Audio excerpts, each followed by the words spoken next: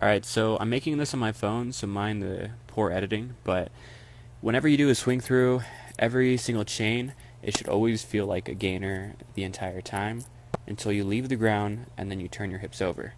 The reason I'm able to do this is because it feels as if it's a 0, 0, 0, 3, and I just kind of ride all that energy from the previous three gainers. So check it out in slow motion. This is from 2016 right here. You can see that my right leg is just utterly powerful, but I don't necessarily have the best, twist technique. Right here, you can see a definitive hollow. There's a carry, a momentum. There's times when I stop.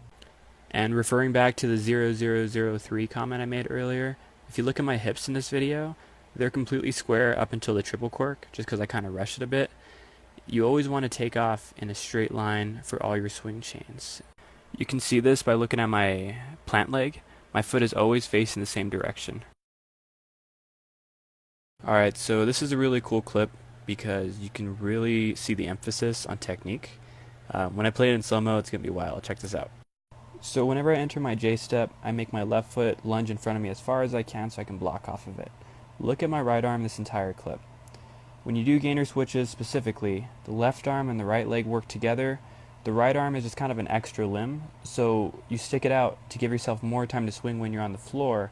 And when you end into twisting skill, you can now eagle both of your arms because you don't have to worry about landing on one leg. You're just trying to get as high as possible. So earlier I mentioned how every swing chain is a gainer-gainer. It should always go over the top, that sort of thing. You can see it in this clip right here. It's a really good example.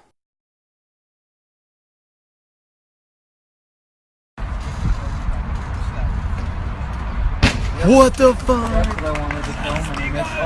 This is probably one of my favorite study clips I have. Look at his eyes the entire time.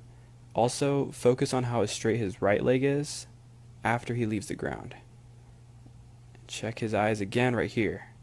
Then he pulls over. He sets while he's in midair.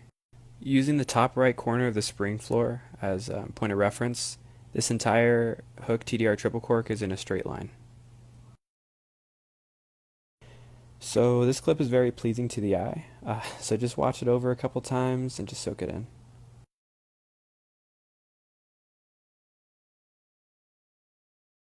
Alright, so if you were paying attention, you're going to see a lot of the concepts that I was talking about earlier in this video in this exact clip.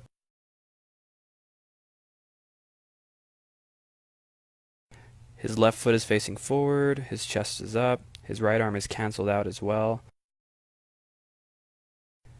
But check out these mechanics right here. He's finished with his side swipe before he leaves the ground.